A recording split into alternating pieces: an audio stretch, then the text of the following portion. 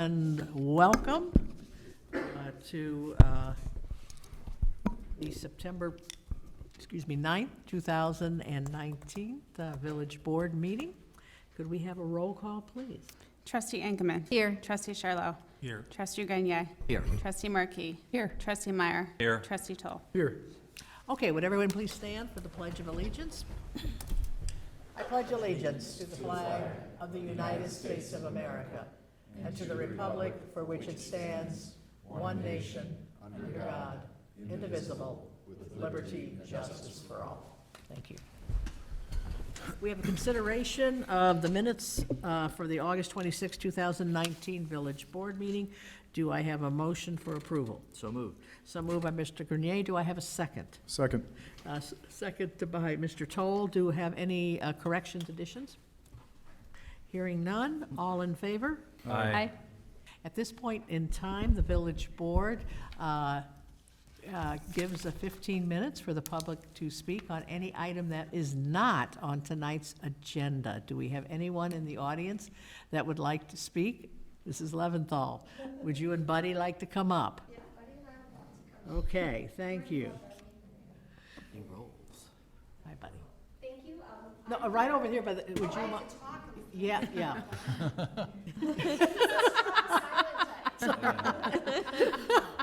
That's so the numerous TV audience can hear you. Okay. Anyways, I am here on behalf of the Lake Bluff Quasqui Centennial Committee. I spell Quasqui Centennial. Anyways, I found it's much easier to say Lake 5. We'll be celebrating our 125th birthday next year, and we're working very hard to plan. And part of our plans, besides wonderful village party with fireworks, will be a display of wonderful, whimsical painted dogs throughout the village through the summer, all of next year. And at the moment, we are collecting artist samples, and we're looking for sponsors for the artist dogs, and we're also looking for community members to paint the dogs. We have a number of families that are going to do it as a project over the holidays, and they'll be displayed throughout the village for the 3 months. We've also been using Buddy as a way to get out the word about the Quasqui Centennial. He's been at the farmer's market, the corn roast, the block party for the library. He's going to the fire department on Saturday. He's going to be back at the I was going to say the pig roast. It's not the pig roast. The Rib Fest, same thing. He'll be at Rib Fest in October. So we're using it as a way also to promote the Quasqui Centennial and the Lake Bluff 125, which is going to be a great event for the village. Just a chance to really celebrate what we all love about Lake Bluff, that it's a wonderful place where everyone supports each other and we have a lot of fun. So I have information about how to sponsor a dog. If you want to sponsor and have an artist do it, the sponsors will have a tag with both the sponsor's name and the artist. And they'll get recognition in all our different media points. For anyone who wants to paint it, it's a lower price point. They will do it themselves, and they'll be displayed in addition throughout the village without the special tags on them. Does anyone, and in addition, besides Buddy the large dogs, we have little pups if anyone wants them, and we'll have fire hydrants, because how can you have a dog without fire hydrants, right? So it's just going to be a fun summer next year. We are looking, it takes about 9 weeks to order them. It takes the artist a bit of time, so we will be working on getting the orders in place in the fall. We always have last minute people, so I'm sure we'll take a after the new year order as well if anyone's a quick draw, but that's where we're at. Does anyone have any questions for me? Here, and I brought some of the materials if you want to. Yeah. We will be looking to sponsor. We're going to sponsor dogs. We're going to sponsor. There are some wonderful. It's been so interesting to see the artists, and I left at my office a couple of pictures I had printed from some of the. We have a Grateful dog, which is going to be a rock and roll themed dog. We have one that's different constellations, and the phrase is a life without dogs is like a sky without stars. It's really neat. It's just wonderful. So thank you for your time. Look for Buddy all around town, helping to promote the Quasqui and just bringing joy to everyone. So thank you for your time. Would anyone in the audience like information about Buddy?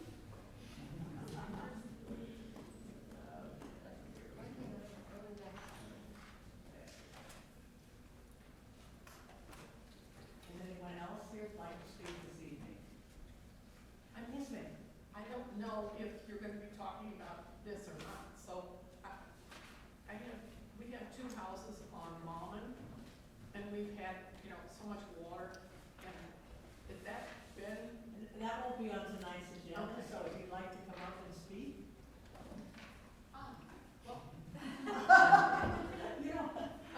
Okay. I guess it's more like questions. I see that there is a big pipe being put in. Is that going to, that comes down apparently from Green Bay, going down that way and into our backyard? Okay. You might. Drew, you want to answer that? Jeff, would you? Jeff?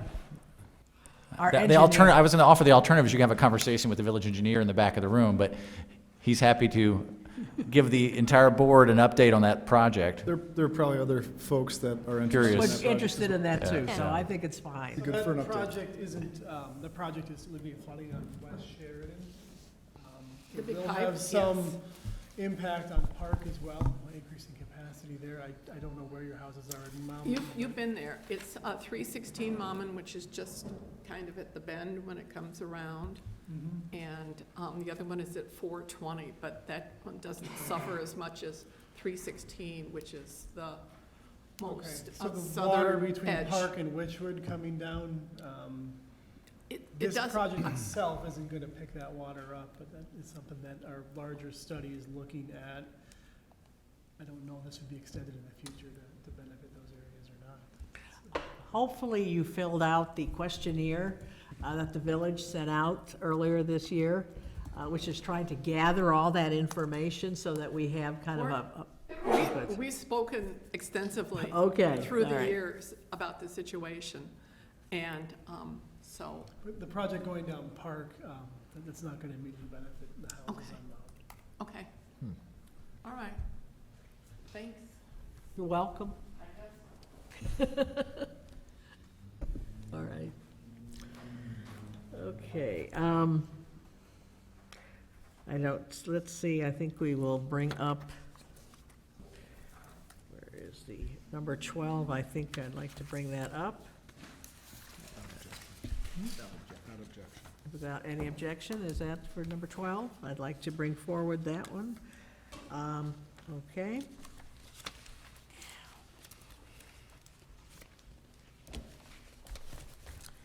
And that's a resolution approving a site plan to replace benches and lights at 200 Rockland Road. Do I have a motion, please? So moved. Second. Okay, so moved by Ms. Ankerman and second by Mr. Meyer? Second. Oh, it was Ms., I'm sorry, it was Marquee. Ms. Markey, and then Mr. Meyer, I'm sorry.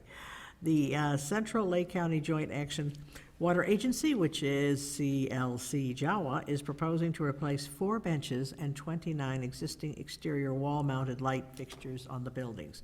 The existing 4 flat wood benches along the path in front of the water plant will be replaced by resin-wood recycled plastic benches. 2 of them flat and 2 with backs. The 5th bench will be added near the Lake Bluff Open Lands parking lot if Labola wants it.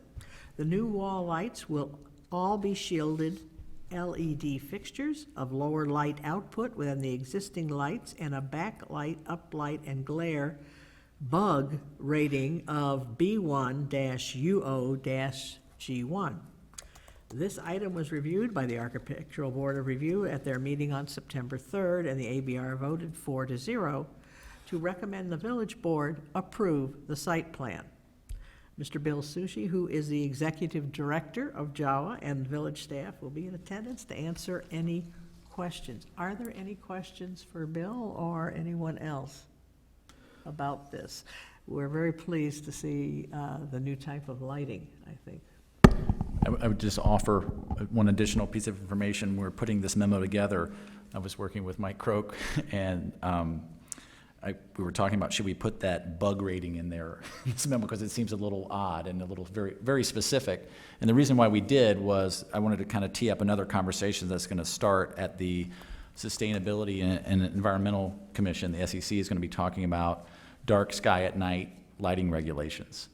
So they're going to start that off, and that'll ultimately go to the Architectural Board of Review and the Plan Commission and Zoning Board of Appeals, because ultimately it'll be a zoning regulation, presumably that's what the recommendation will be. But that's a type of lighting fixture that, on the continuum of things, that's where you want to be in terms of shielded light fixtures at set heights and so forth, limited trespass, et cetera. So So there would be a maximum recommended that is put forth then by, ultimately, they'll have a conversation about that and recommend standards or metrics be adopted by the village that would set, try to control trespass, glow, glare, hours of the day and so forth. because when I saw that reading, I read about it and then I thought, well, I wonder what the current rating would be for what we have. Is that an improvement, There is none.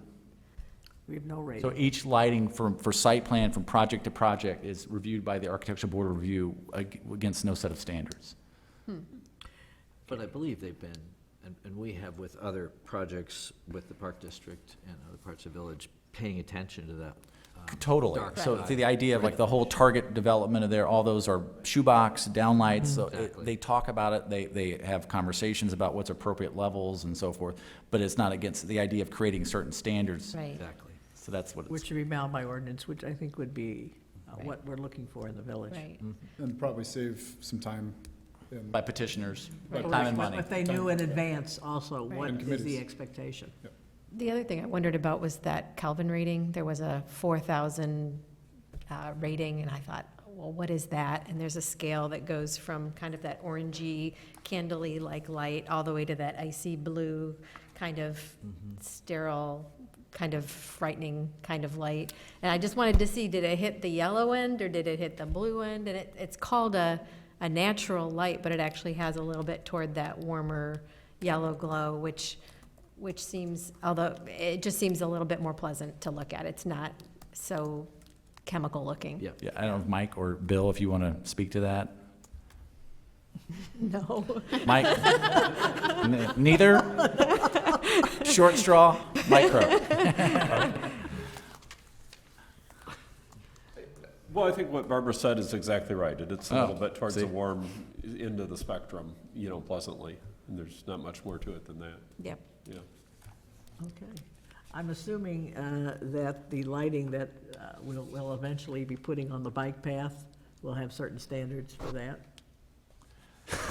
Well, that's a different conversation, but the answer is yes. We've been talking about that as well.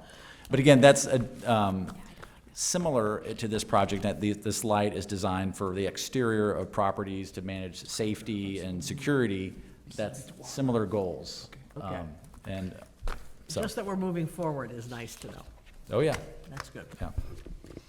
This is a roll call vote, so, Madam? Trustee Anchorman. Aye. Trustee Charlo. Aye. Trustee Grenier. Aye. Trustee Markey. Aye. Trustee Meyer. Aye. Trustee Toll. Aye. All right, let's go back to the regular agenda.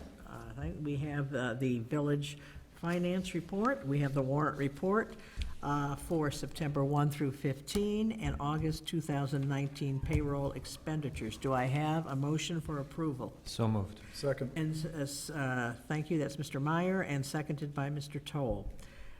Expenditures of village funds for payment of invoices in the amount of $819,576.26 for September 1 through 15. Total expenditures of village funds for payroll in the amount of $464,492.69 for August, which are total expenditures of $1,284,068.95. Do we have any questions or comments to the finance director or administration regarding anything? Roll call, please. Trustee Charlo. Aye. Trustee Grenier. Aye. Trustee Markey. Aye. Trustee Meyer. Aye. Trustee Toll. Aye. Trustee Anchorman. Aye. Village administrators report. Three things for you this evening, the first of which is more informational. If there's no concerns, we'll continue the practice of disposing of paper documents, converting them to digital versions. If there's any concern, let me know. Otherwise, we'll continue with that. Okay, and I believe we have a voice vote on that. Okay, would I have a motion, please? So moved. So moved by Ms. Anchorman and a second. Second by Mr. Charlo. Any comments, questions? All in favor? Aye. Thank you. The second two are related. The third one actually is a small cell master license agreement. You may remember when the village back in April of this year adopted new small wireless facility regulations to manage our expectations as well as the industry's in light of the Small Wireless Facilities Act and how that type of infrastructure for communications will be employed or in this community. And as a reminder, the federal and state authorities really laid out a clear pathway for those providers to install that type of infrastructure in our community. We have very limited opportunities to control that. So those regulations were the village's first shot at that. Attached in this, which is item B actually, is a resolution with design standards to help guide that a little further. The goal of these is to help manage these installations and help guide providers like Verizon, who are on the item C here as an informational item, but the purpose of that, again, is to guide us and to try to do the best that the village can within the limited ability that we have within the statutory environment to try to limit the visual impacts of this type of infrastructure in the community. Okay, any questions on that? Do we have to, this is a resolution for that, do we have to get a motion? We do, I need to see that in this thing. Okay, do I have a motion, please? So moved. So moved by Mr. Toll, do I have a second? Second. Second by Mr. Grenier. Questions, comments? Yes, I do. Okay. So this write-up is all about Verizon. I wonder what would happen in terms of standards, design standards, when another provider comes around, AT&T or others. How would that play out with that current setup in the village? The second concern I have is disposal. When, after 5 years, 10 years, when we have to remove that equipment in the village, restoring the equipment that was basically used for installing those small cells. Yeah, great questions. The first one is that the intention is to have these design standards applied to every provider, regardless whether it's Verizon, AT&T, or whomever's in the market at the time. But that's the intent and the way this is set up to be approved and utilized. As far as the second question, both the original regulations adopted by the village prior to your time on the village board address abandonment of equipment. This license agreement addresses it well, and it follows word for word what we can do pursuant to the state statute. And there's a 12-month period that the equipment has to be not utilized or abandoned, and then there's a process of a notification to get the equipment removed. Now, I would say practically speaking, it will be difficult for us to know when it's abandoned, right? That's something that was going to be difficult, and I talked to a subject matter expert about that, and that's a tough question. It's going to be hard to know. I had also distinction on the abandonment, that is, once equipment is abandoned, it was actually installed on top of existing infrastructure in Lake Bluff. And as we remove that equipment, there is a cost of restoration to put the equipment back to, our equipment back to original state. Do we account for that? Yeah, the village's ordinance spells out that will be on the provider's part, that cost will be borne by them, not by the village. All right, I didn't see that in the write-up. Yeah. Thank you very much. Yeah. Any other questions? Do we have any idea of like how many of these could be installed in the village? Like is in the state statute, did they say, do they give any kind of indication that there's a limit of how many? There's no quantitative limit. No, there is absolutely no limits. There's no quantitative limit, but at some point, Practical limits. there's a practical limit on, if they don't need to install them, they won't. If they have the service and the speed and the coverage, they'll stop. Okay. So there's no benefit for them to load up these things when they don't need them. Okay. But there's no quantitative limit, because it's different in each location. And no ability to put a limit in. Correct. Right, we're just at the Correct. mercy Right, of the state. this bill that was passed last year, which pretty much, with some regulations, gives them carte blanche. We have fought that at the municipal leagues and things of this type, the mayor's organizations, all have done so, and have expressed great concern. However, we were kind of ignored. Are you with Verizon? Yes, sir. Do you have a moment? I'd love to ask you a question. Oh, we have someone here Yeah. from Verizon, okay. Yeah. While you're under oath. Kidding. At this time, I'm sorry, would you please introduce yourself? Sure. My name is Joseph Farwell. I'm with Verizon Wireless. Usually have to give your address, 1515 East Woodfield Road in Schaumburg. So thank you for being here. I think one of the questions that I get asked by residents is what could they expect in terms of rollout? I know I've read in the Chicago Tribune that Verizon is as far north as Evanston. I don't know if that's accurate or if that's the most current data, but I don't know, and I don't know what your plan is for building out in our community. I know that you were eager to establish a license agreement with us and other smaller communities in Lake County.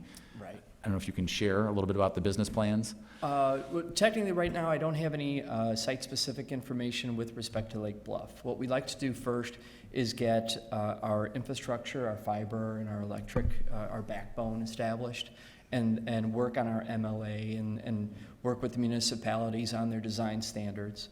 And then we get a number of suggested node locations for areas where there's a capacity issue within the municipality.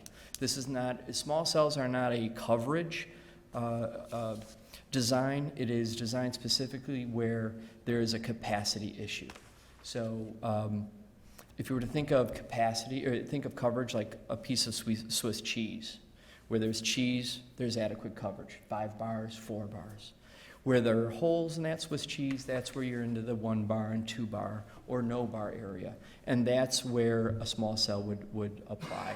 So the demand for small cells tends to be dynamic because it follows wherever there is heavy capacity issues, which can develop as in result of, say, a spot, there's some urban renewal going on to an area that say might have been vacant for a while, and then all of a sudden there's a Gander Mountain or or a shopping center. All of a sudden there's a capacity issue, or many times there's a continuum of care center.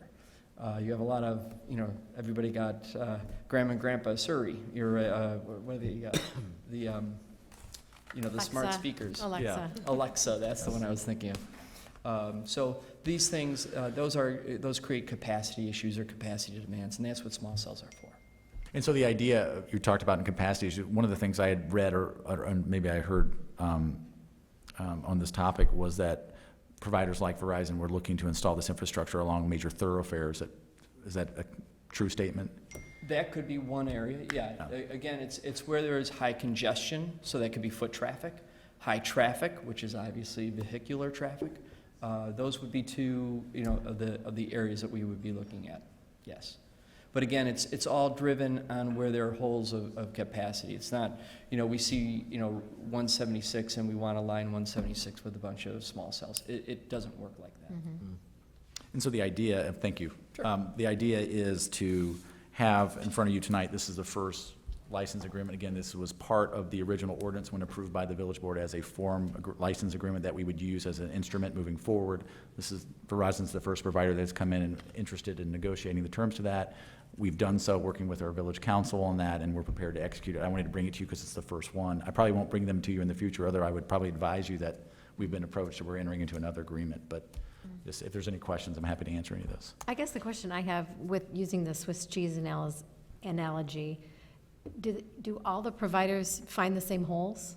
And so if one provider comes in and fills that hole, does that mean then AT&T and then whoever else has to come and do the same thing? So then you see this kind of, multiplicative effect of that one spot now just gets overloaded with these facilities. Sure, I understand.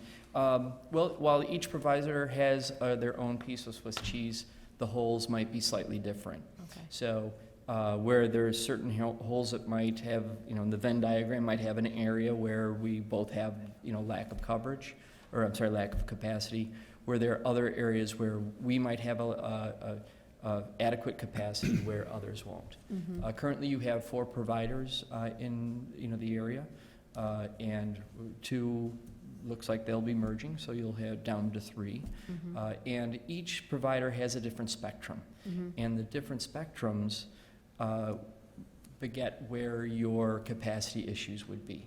So just by the very nature of the engineering of it, there are going to be slightly different holes. But I would be prepared to see possibly where you're at an intersection you might see too, if there are, if it's something with a very heavily congested area. Is Lake Bluff representative of other communities in the North Shore in terms of good or bad coverage, more holes or less holes, or, how do we? Well, I can only speak to the Verizon Right, build. right. And the Verizon build we have fantastic coverage up here. Time and time again, Verizon has come on top as far as latency and coverage and capacity overall. It's just we are preparing for tomorrow. Right. Thank you.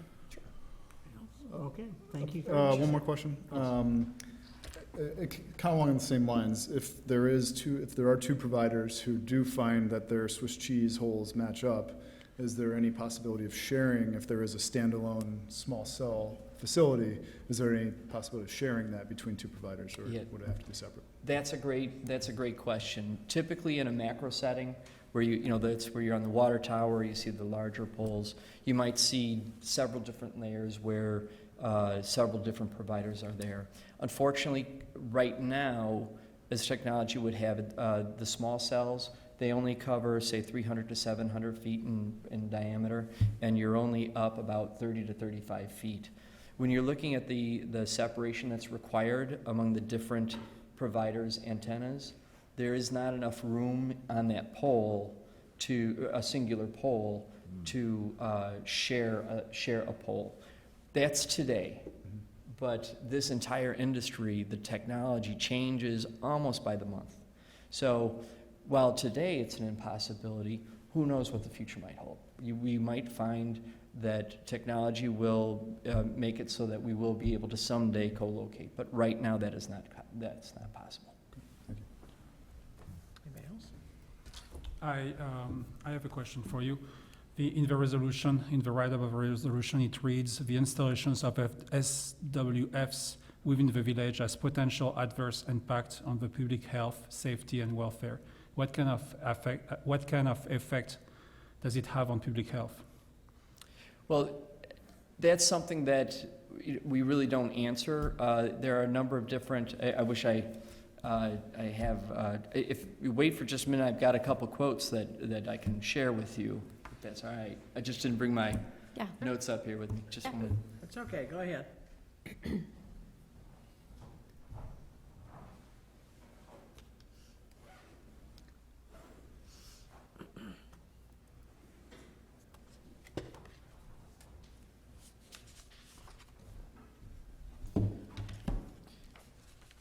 Well, these quotes aren't necessarily from Verizon.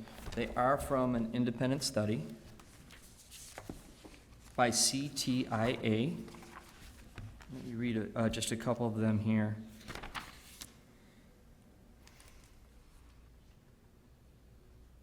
Here's one. RF energy and antennas result in exposure levels well below FCC safety limits. These limits are based on recommendations from the scientific community and expert non-government organizations. The widely accepted scientific consensus is that towers and base stations pose no known hazard to nearby residents, and the FCC notes the possibility that a member of the general public could be exposed to RF levels in excess to the FCC guidelines is extremely remote.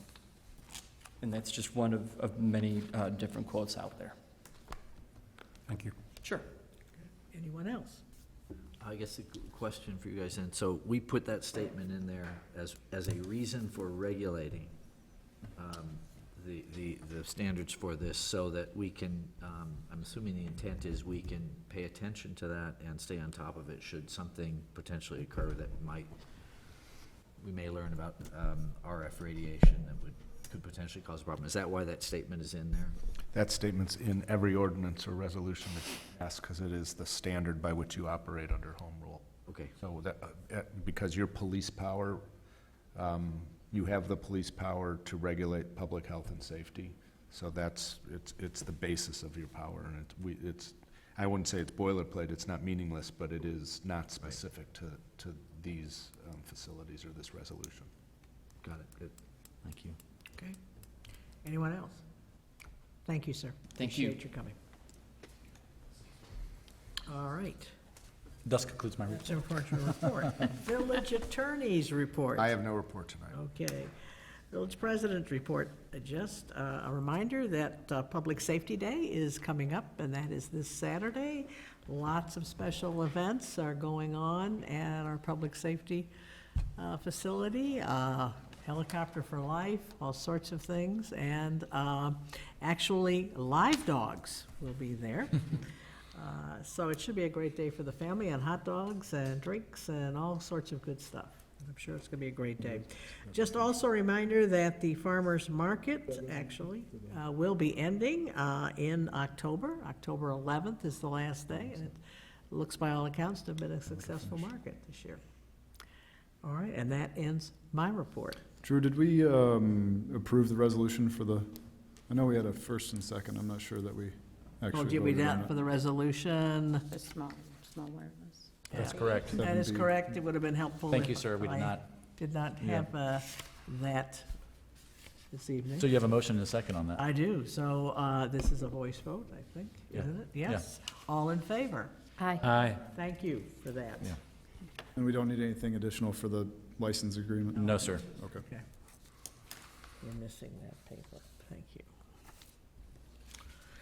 Okay, we have acceptance of the correspondence that was delivered to the Village Board of Trustees and the informational reports on August 23rd and August 30th. Do I have a motion to accept the correspondence? So moved. So moved by Ms. Ankerman. Do I have a second? So moved. Charlotte. Second. Sorry, second. Okay. I said Charlo. I meant Ms. Markey. Marquis. That's right. Okay, all right. All in favor? Aye. Thank you. All right, we now have a second reading for an ordinance amending Title V of the Lake Bluff Municipal Code regarding the prohibition of gambling. This is second reading approval of this ordinance, which will end up in a roll call vote. Do I have a motion, please? So moved. So moved, excuse me, by Mr. Toll. Do I have a second? Second. Second, thank you, Mr. Charlo. The municipal code currently prohibits gambling within the village limits, as well as the installation of video gambling machines used for gambling following the state's enactment of the Video Gambling Act in 2009. Recently, other Chicagoland communities have clarified their ordinances to ensure that new devices such as sweepstake machines designed to circumvent gambling bans cannot lawfully be operated. More details have been included in the article that you received. The attached ordinance clarifies and affirms that the village gambling ban applies to these devices as well as future attempts to circumvent the village gambling prohibition.